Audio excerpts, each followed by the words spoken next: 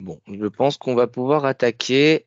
Si jamais des personnes arrivent, je les accepterai. J'essaierai de voir en même temps et ils prendront en cours de route. Je vois que ça arrive encore un petit peu. Ouais. Alors, eh bien, bonsoir à tous et à toutes. Merci d'être présents ce soir à cette heure un peu tardive pour le webinaire de présentation du CROSS et de son organisme de formation. Aujourd'hui, le but, c'est de vous présenter l'organisme de formation du CROSS et par la suite de voir les prochaines formations qui nous attendent, donc à travers le catalogue que l'on a mis en place au CROSS. Donc le catalogue jusqu'à fin 2023 et on pourra également échanger sur 2024.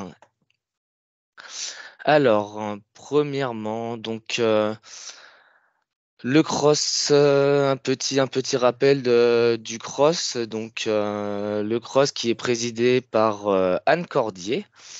Donc, le cross, c'est une association omnisport donc de 1973. Donc, nos adhérents sont les ligues de la région des Pays de la Loire. Donc nous, rapidement, le cross, nos objectifs et notre but, nos missions sont de décliner les actions initiées par le CNOSF d'un point de vue local. Donc plusieurs missions comme on peut le voir, donc la représentation, la promotion du mouvement sportif et du mouvement olympique, la fédération et la formation. Donc ce qu'on va voir plus en détail ce soir.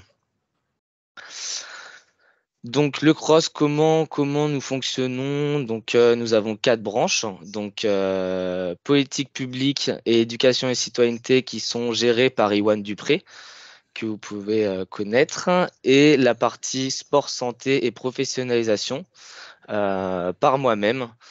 Donc la partie professionnalisation qui a pour vice-présidente Catherine Réan.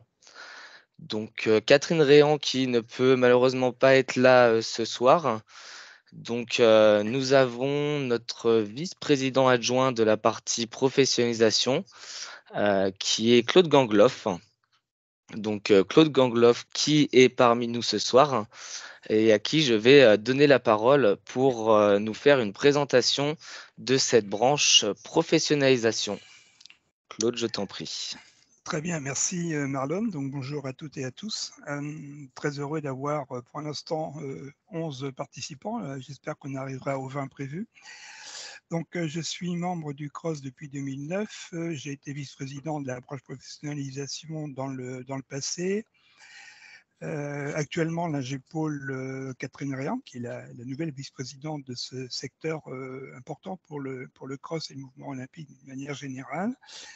J'ai une longue expérience de la vie associative sportive. Ma fédération, moi, c'est le volley, mais j'interviens à tous les échelons, départements, ligues, fédérations et clubs, bien sûr.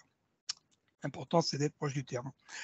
Donc, la mission de cette branche professionnalisation est surtout d'accompagner tous les dirigeants, enfin tous les dirigeants bénévoles qui le souhaitent, et les salariés également du mouvement sportif, que ce soit au niveau des ligues, des comités régionaux, donc, et aussi, pourquoi pas, au niveau de l'échelon départemental, voire des clubs, sans se substituer, bien entendu, au travail que peuvent faire les CDOS, les comités départementaux olympiques et sportifs avec qui on travaille.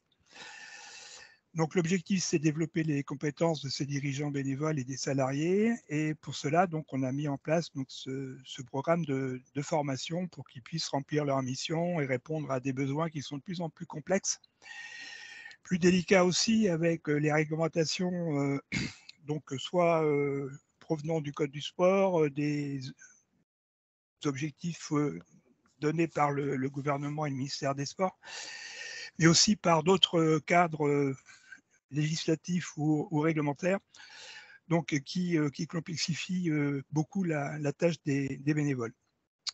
Donc les besoins, ce sont les ligues qui les ont exprimés. On avait fait à l'époque une enquête auprès des structures régionales pour savoir quels étaient les besoins en formation. Donc on essaie de couvrir la plupart de ces besoins, que ce soit le management d'une structure, que ce soit la communication, les finances, même si souvent ce sont les GDOS qui s'emparent de cette thématique.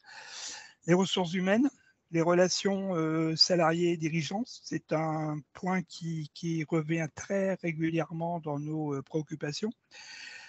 Tout ce qui tourne autour de la vie associative, de l'informatique, la recherche des financements, du sponsoring, le mécénat, bon, etc. J'arrêterai là puisque c'est relativement vaste.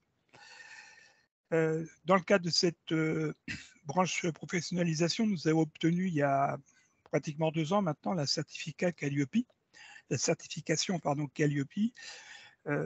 que peut-être vous connaissez, qui garantit sur un cahier des charges qui est très, très rigoureux, strict, qui garantit le bon déroulement de nos formations, qui est un dossier très lourd, qui a été conduit par les prédécesseurs de Marlon et puis Marlon lui-même, donc avec un bilan qui a été très satisfaisant cette année sur cette qualification, ce qui nous permet aussi de nous remettre en cause et d'enrichir très régulièrement le catalogue de ces formations.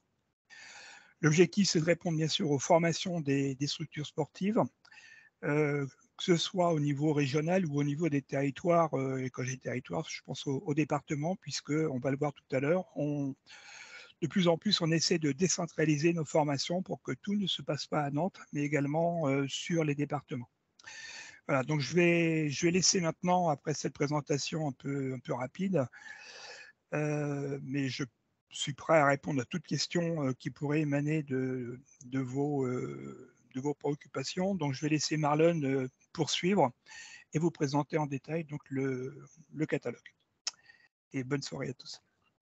Et je reste en ligne. Merci beaucoup, Claude. Rapidement, pour présenter notre organisme de formation, donc comme l'a bien dit Claude, le but c'est vraiment d'accompagner le mouvement sportif dans sa montée en compétences.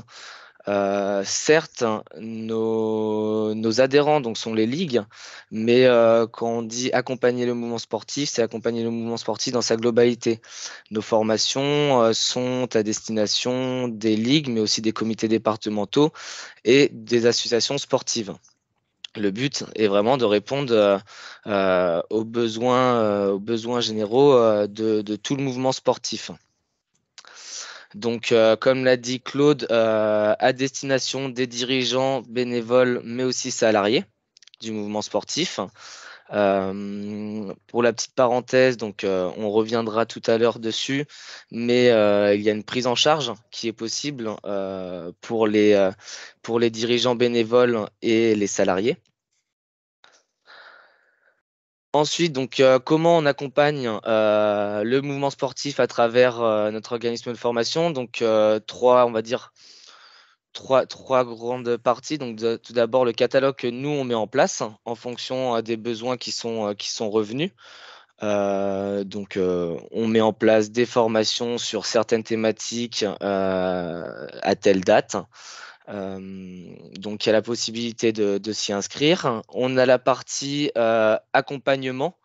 Dans tout ce qui est l'ingénierie d'outils, de format pédagogique ou de formation. Donc, si jamais vous avez des désirs de mettre en place et de développer des actions de formation, on sera là pour vous accompagner également. Et on a aussi du coup la partie de formation à la carte. Donc, si jamais votre structure a un désir sur une thématique précise et veut former plusieurs personnes de sa structure sur une telle date, on peut la mettre en place. Si jamais on peut aussi se déplacer dans vos locaux, on peut organiser cette formation en fonction de vos besoins et de vos demandes. Ensuite, comme l'a dit Claude, donc on est certifié Calliope. Donc Calliope, depuis 2021, on a eu un audit intermédiaire en février 2023. Donc pour revoir tous les points, donc l'audit Calliope, c'est sur 7 grands critères. Et à travers ces critères, on a 32 indicateurs en fait, que l'on voit un par un. Euh, et ensuite, si jamais il y a des points qui sont non conformes, on voit comment on peut répondre à ces non-conformités et donc les rendre conformes. Ensuite, bah, les nombreuses thématiques, les thématiques que nous on met en place, mais les thématiques que vous désirez, comme on l'a vu à travers la formation à la carte. L'accessibilité à handicap, nos formations principalement se déroulent de la Maison des Sports de Nantes, mais aux Maisons des Sports des différents départements dans lesquels on met en place les formations, donc en collaboration avec les GDOS. Donc, lorsqu'on met en place des formations délocalisées, ce seront donc les GDOS qui pourront vous accueillir et vous accompagner.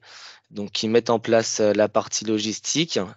Donc voilà, et donc l'accompagnement individuel, comme je disais tout à l'heure, l'accompagnement par structure, si jamais votre structure a vraiment un besoin précis, on sera là pour y répondre. Un petit chiffre, donc en 2022, on a eu 8,7 sur 10 de satisfaction. Donc cela provient principalement des questionnaires à chaud, donc directement à la suite de la formation, et des questionnaires à froid qui sont envoyés 2 mois après la formation. Donc ça, on y tient. Le but, c'est vraiment en fait aussi d'aller en s'améliorant et d'évoluer lorsque on voit que dans nos questionnaires telle chose n'a pas été ou on peut améliorer telle chose. On fait en sorte sur la prochaine formation de corriger ces erreurs-là. Donc 2022, un petit bilan rapide. Euh, L'organisme de formation du coup a repris courant 2021, début 2022. Donc on a eu 9 formations qui ont été réalisées, donc 6 en présentiel et 3 en distanciel sur différentes thématiques. Donc on peut voir qu'on a accueilli 78 stagiaires. Euh, pour pour faire la comparaison avec 2023. Donc là, en fait, on voit qu'on essaye de se développer un maximum et augmenter le nombre de formations.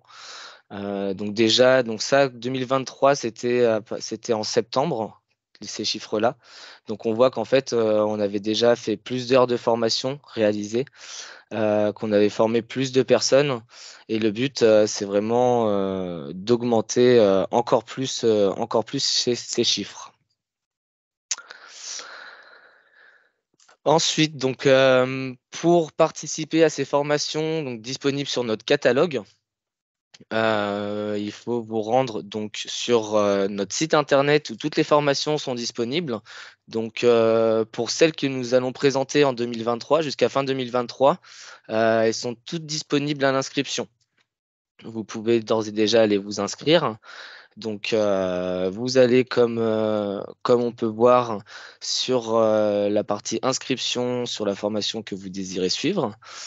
Il y a un petit questionnaire de préinscription où vous renseignez donc votre structure,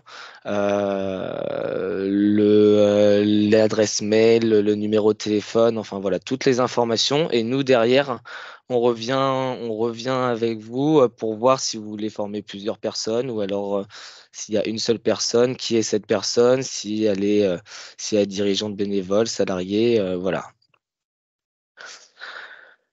Sachant que, je reviens rapidement, comme on disait, pour la prise en charge par l'AFDAS, qui est notre opérateur de compétences, il ne faut pas oublier de renseigner le nom de la structure et pas vous inscrire en tant qu'individu seul indépendant pour que nous, on voit que vous faites bien partie de votre structure et le rôle que vous avez dedans. Donc, pour cette prise en charge, je vais laisser la main à Jeanne-Marie Rousseau, qui est notre conseillère, emploi-formation à l'AFDAS, donc notre opérateur de compétences. Et donc, elle va pouvoir vous faire une petite présentation rapide de l'AFDAS et de la prise en charge. Jeanne-Marie, je te laisse la main.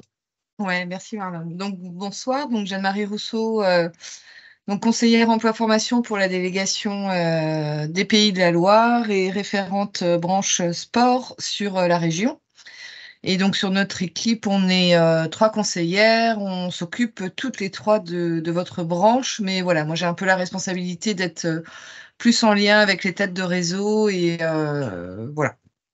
Donc là, on se disait avec Marlon, peut-être 5-10 minutes pour enfin, voilà, représenter un petit peu l'AFDAS, puis vous représenter un petit peu les dispositifs de financement. Juste vous rappeler que l'AFDAS, c'est l'opérateur de compétences. On a 31 branches, dont la vôtre. Il y a à peu près 6000 structures en Pays de la Loire qui dépendent de l'AFDAS, dont 3000 avec au moins un salarié. Et la moitié de nos adhérents sont des adhérents de la branche du sport. Donc l'AFDAS a des missions qui ne sont pas que de financer l'offre de formation, puisqu'on est là pour vous accompagner sur le recrutement de vos salariés et des alternants, mais bien sûr de développer les compétences de vos collaborateurs, d'assurer le suivi et de financer les actions de formation, mais aussi de mettre en œuvre des projets RH sur mesure ou des projets liés à la transition écologique, puisque c'est une de nos missions régaliennes. Et donc, c'est pour ça qu'on vous a mis d'impulser une démarche responsable dans votre entreprise, tout ce qui tourne autour de la RSE, de l'inclusion, du handicap. Voilà. Donc, développer les compétences de vos collaborateurs. Donc, je vais vous présenter rapidement, et je ne vais pas rentrer dans le détail, enfin voilà, quels sont les dispositifs de financement qui existent aujourd'hui. Je dis bien aujourd'hui, puisque c'est mouvant. Les règles de gestion ne sont pas figées dans le marbre, elles évoluent en cours d'année, elles évoluent parce qu'on a des subventions qui peuvent nous arriver pour appuyer vos demandes et vos financements. Donc, et j'avais un petit point, je l'ai mis là parce que c'est hyper important et c'est quelque chose qui change parce que ce n'était pas le cas les années précédentes. En 2024, toutes vos demandes de prise en charge doivent arriver avant le démarrage de l'action de formation, sous peine de ne pas avoir de financement du tout, même s'il existe des plafonds pour les financer. Donc, si les salariés des structures partent en formation, alors c'est vrai ce que disait Marlon, c'est vraiment c'est vous qui allez financer pour vos salariés, mais si les salariés vont en formation sans vous le dire, qu'ils reviennent avec une facture et que la formation est terminée, vous ne pourrez pas faire de demande de prise en charge en 2024. Il faut vraiment anticiper vos demandes au maximum, le plus tôt possible, pour être sûr qu'il y ait une prise en charge par l'AFDAS. Voilà. Donc, je vous ai mis une diaporama. Enfin voilà, c'est un peu lourd, mais en tout cas, aujourd'hui, le plan de développement des compétences, comment ça fonctionne? Là, début octobre, les fonds conventionnels viennent uniquement en relais du financement FNE. C'est-à-dire qu'on a eu une subvention de l'État pour vous accompagner jusqu'à la fin de l'année, qui sera mobilisée en priorité et qui viendra vraiment en priorité, et vos fonds conventionnels viendront compléter ce FNE. Le FNE, c'est le Fonds national pour l'emploi. Donc, c'est une subvention qui permet de vous accompagner sur la transition écologique, la transition numérique, mais pour vous, surtout sur les grands événements sportifs.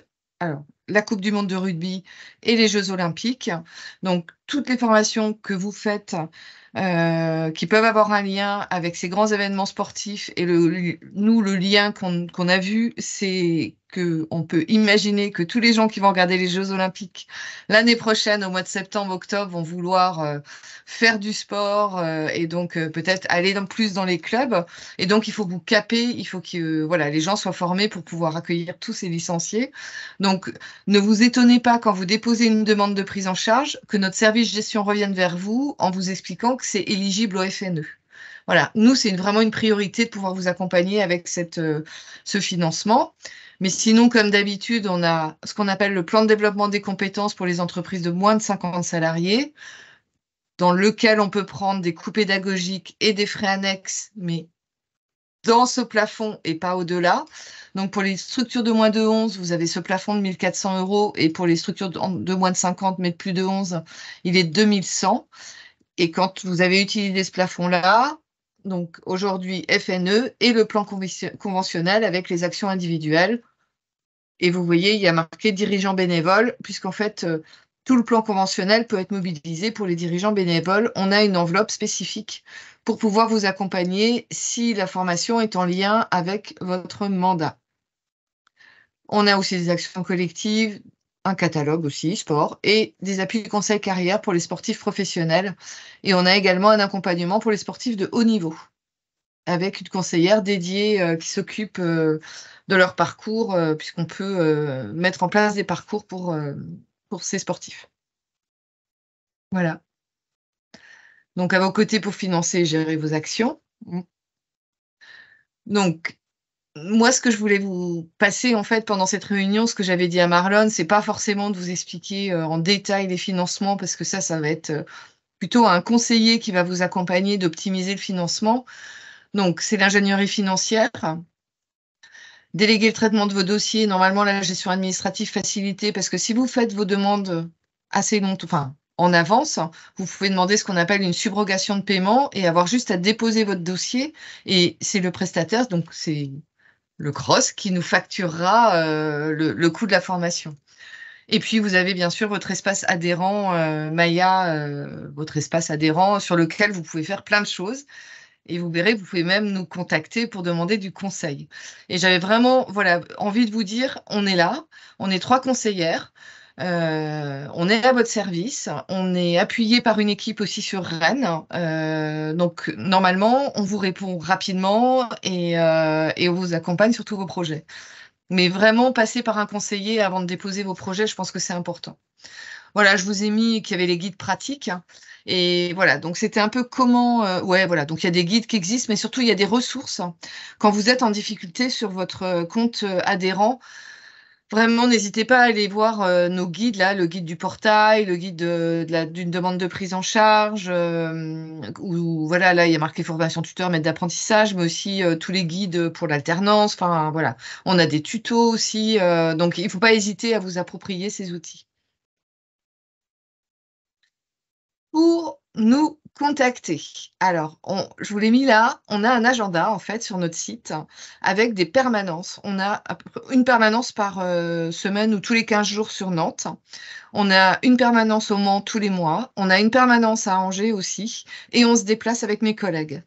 Donc, vous pouvez vous inscrire sur l'agenda et nous dire cette date ne me convient pas du tout, mais j'ai besoin d'un rendez-vous. Et nous, on vous rappelle et on prend le rendez-vous au moment où vous êtes dispo. Moi, c'est moi qui vais sur la Sarthe. Si sur la Sarthe, le jour ne convient pas, des fois, ça m'arrive, j'arrive la veille et je peux faire des rendez-vous la veille aussi. Voilà. Donc, n'hésitez pas à passer par cet agenda. Et sinon,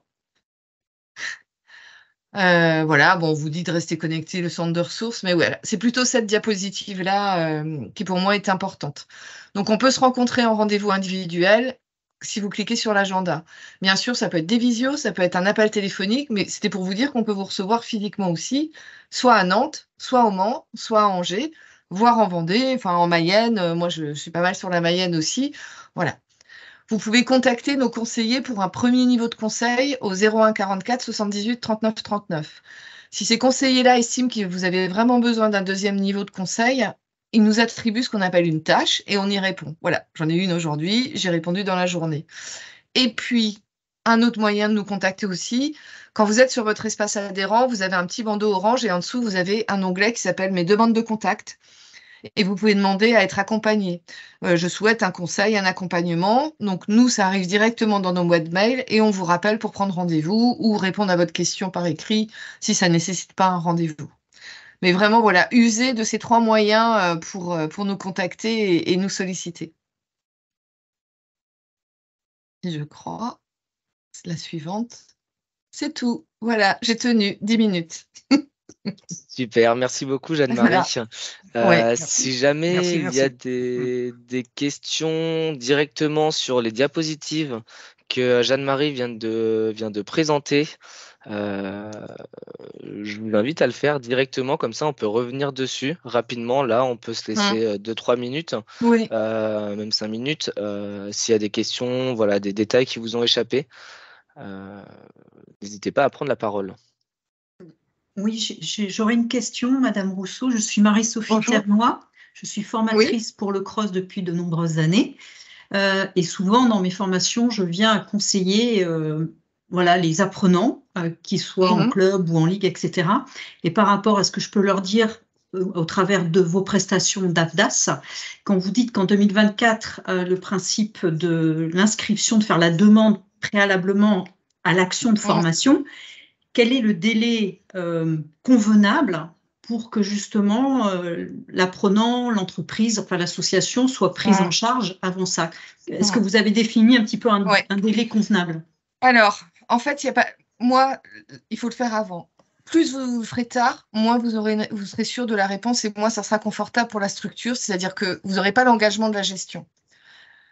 On l'engagera, mais peut-être après le démarrage de la formation. Donc déjà, il y a ce premier point. Moi, je me dis que quand on est une structure associative, il faut plutôt être confortable et être sûr qu'il y ait bien une prise en charge de la formation. C'est-à-dire que vous engagez sur une formation sans savoir s'il y a une prise en charge, je trouve ça dangereux. Je l'ai eu, où on a rattrapé, on a réussi, mais des fois, il y a des gros restes à charge. Mais au moins, quand vous avez si vous le faites 3 semaines, 1 mois avant, au moins, vous êtes sûr que ça va être pris en charge ou que ça ne va pas être pris en charge ou qu'il y a un reste à charge et vous vous engagerez, mais en toute connaissance de cause. Le faire juste avant le démarrage, c'est prendre le risque de ne pas avoir de réponse de la gestion, de partir en formation et puis d'avoir peut-être un reste à charge qu'on n'avait pas envisagé. Dans la prise de décision, je pense, de président d'association ou de trésorier, je pense que c'est important que vous ayez ça en tête, de vous dire que voilà, 3 semaines avant, normalement, ça va être validé, engagé par la gestion et vous saurez où vous en êtes. Très bien, je vous remercie. Parce qu'ils ont besoin de ces détails-là parfois, parce que souvent, il y a un réflexe de s'inscrire en ligne, enfin de s'inscrire à une formation au dernier moment comme un webinaire. Or, une formation, il y a une prise en charge préalable. C'est du temps administratif à consacrer. Et donc, moi, je leur dis souvent, faites-le au plus tôt. Vous voyez le programme des formations du CROSS, inscrivez-vous, le temps d'instruire le dossier, que ça se mette en place, ça prend du temps, tout ça. Donc, le fait que ce soit maintenant avant... voilà, je changerai mon discours. Oui, vraiment. Surtout faites-le bien avant. Mais je pense que c'est aussi dans la gestion. Moi, j'ai bien entendu au démarrage, M. Gangloff, vous parliez de finances, de recherche de subventions, de mécénat, etc. Je pense que voilà, les cordons de la bourse, voilà, c'est important. Donc, je pense qu'il ne faut pas. Enfin, on doit se lancer en disant oui, ok, votre salarié vient vous voir en disant j'ai envie de faire une formation. Est-ce que ça va être pris en charge? On va déjà se renseigner de savoir si effectivement ça peut être pris en charge. Et après, ça sera que l'engagement, le mail de notre service de gestion qui vous dira oui. Juste pour information, 30% des demandes dans la branche du sport arrivent après le démarrage de la formation. 30%. Juste pour information aussi, on a des recrutements en CDD de personnes qui vont après faire une formation BPGEPS, pour lesquels on va juste financer le coût pédagogique s'il y a possibilité, puisque vous avez des plafonds aujourd'hui dans la branche du sport. Alors qu'on peut recourir à l'alternance, avoir des aides exceptionnelles, avoir des aides à la fonction de tuteur. Voilà, donc l'optimisation, elle est vraiment dans l'anticipation.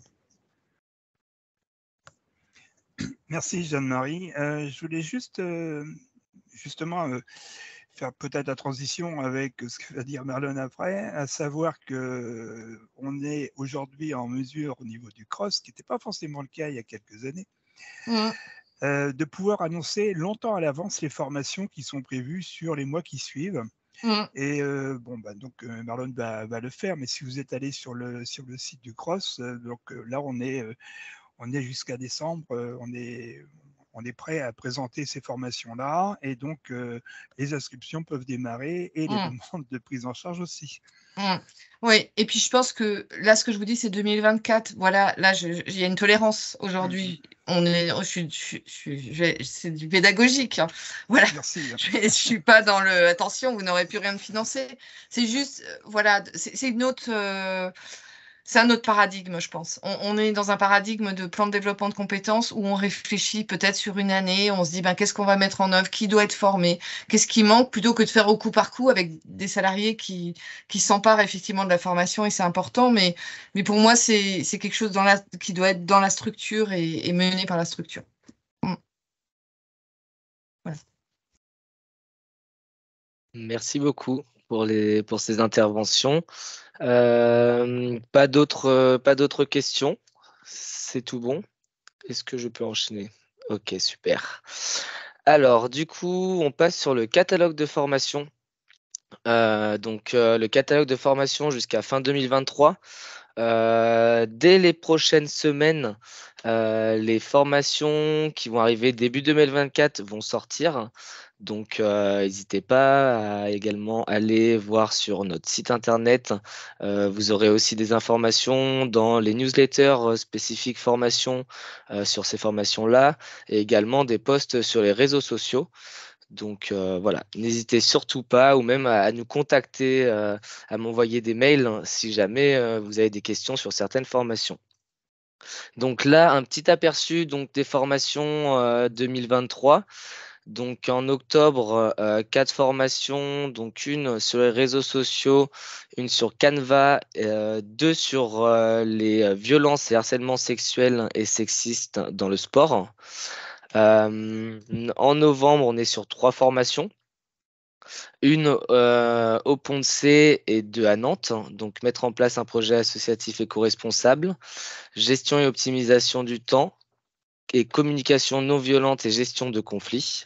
Et en décembre, nous aurons 2 formations sur les missions et responsabilités outils du dirigeant et sur de la bureautique, sur maîtriser Outlook. Donc, on va aller voir un petit peu plus en détail ces formations-là.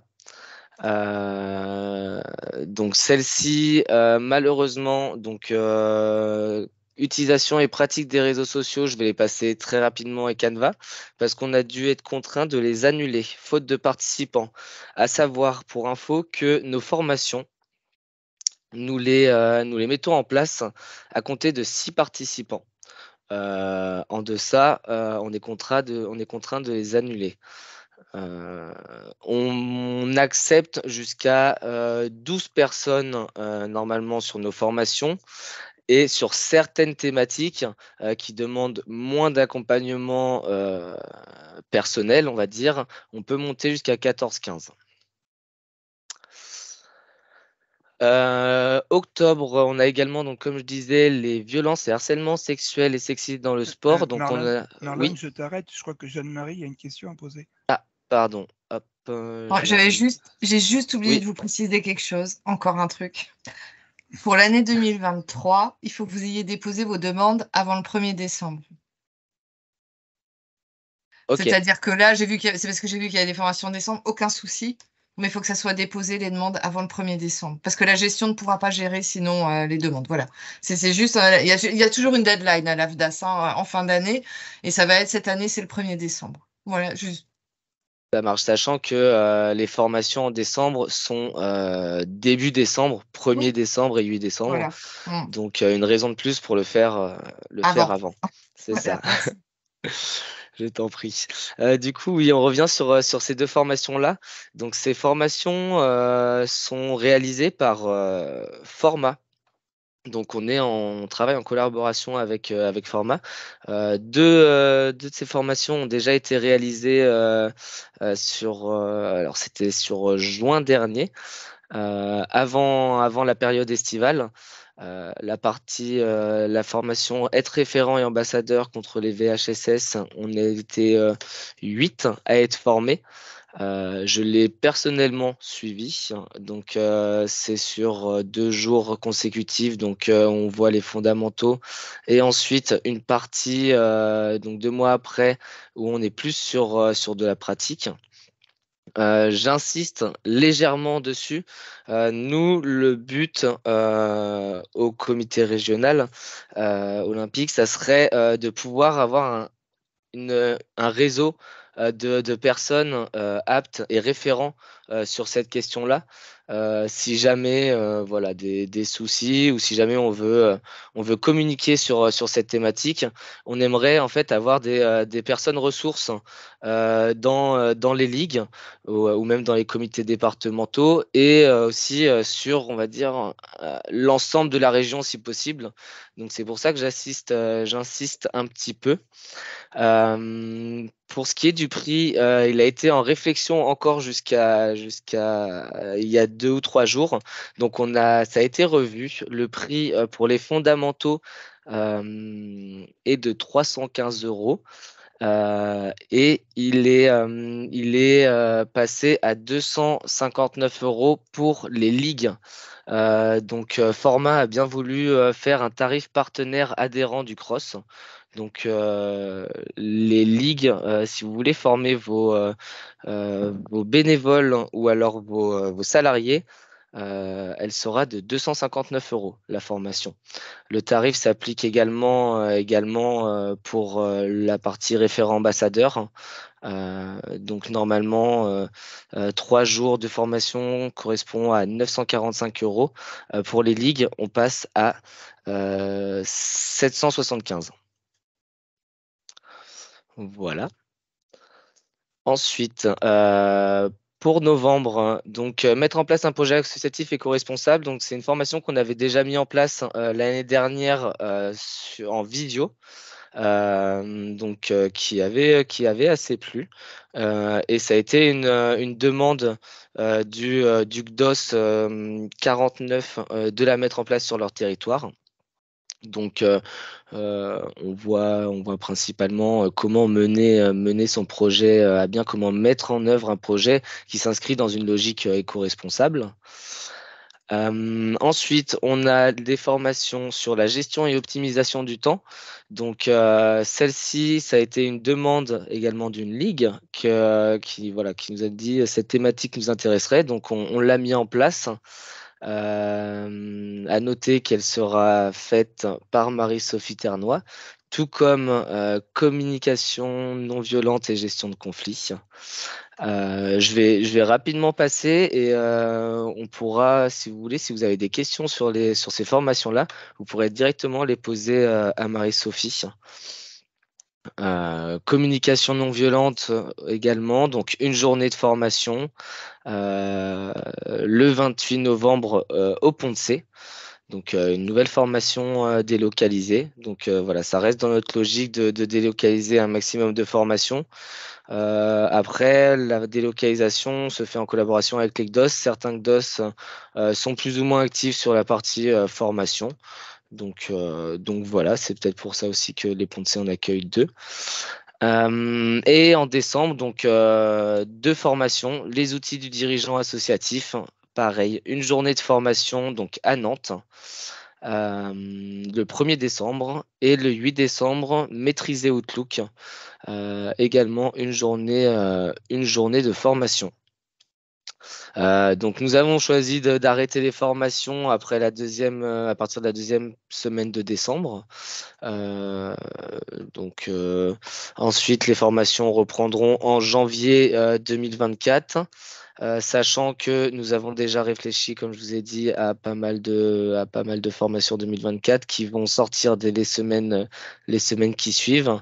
Nous aurons notamment sur des formations sur de la bureautique. Nous allons également mettre des formations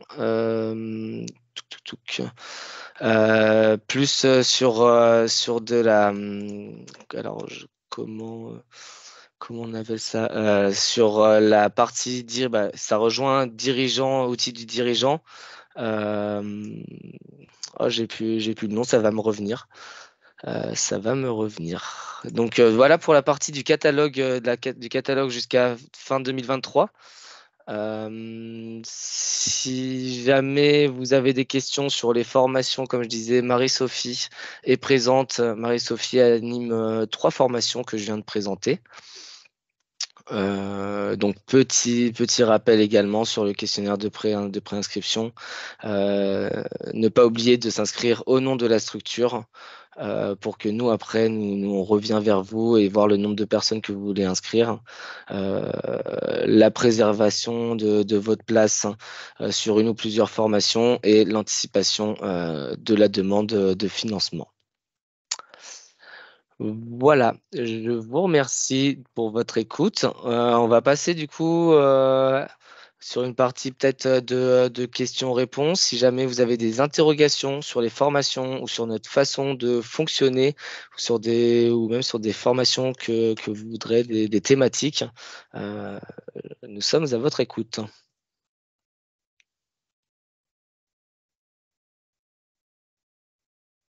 Et si jamais, dans tous les cas, alors nous, on vous enverra donc toutes les informations. Ce webinaire sera également disponible. Je voulais aussi accentuer sur un point, le fait que nos formations ne sont pas que à destination des ligues. Et du coup, on compte sur les ligues pour faire passer le message à leurs comités départementaux pour que ça aille jusqu'au club. Comme on disait, le but, voilà, certaines ligues ou certains comités départementaux et clubs ont plus ou moins de moyens, donc certaines formations peuvent leur convenir. Des personnes on peut comprendre que pour des grosses ligues formées sur de la bureautique, sur Outlook, sur Excel ou sur quoi que ce soit, ça peut moins les intéresser, mais des petits clubs ou des petits comités départementaux, eux, peuvent l'être. Donc n'hésitez pas à faire passer les infos.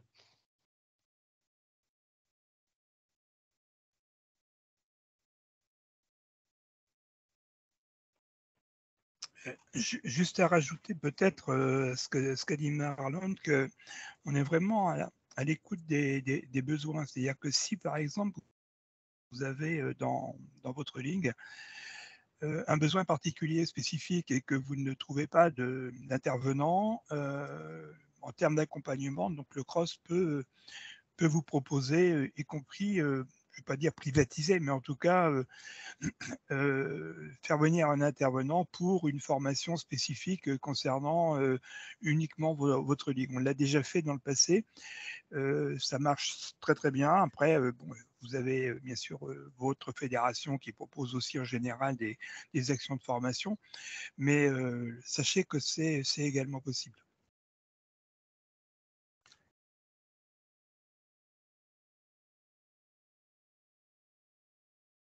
Effectivement, je confirme ce que vient de dire Claude. Le CROSS un jour m'a appelé parce qu'il y avait une ligue qui demandait une formation spécifique.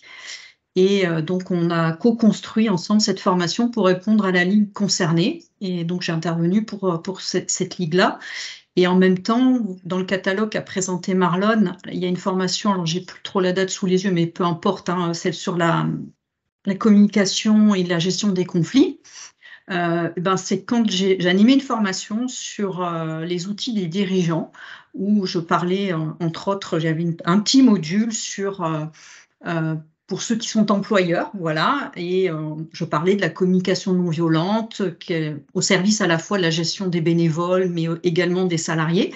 Et donc, ce n'était qu'une petite diapo parce que les objectifs en une journée étaient relativement denses et l'objectif de cette formation, c'est de présenter un maximum d'orientation et après de se spécialiser, que chaque apprenant puisse se spécialiser.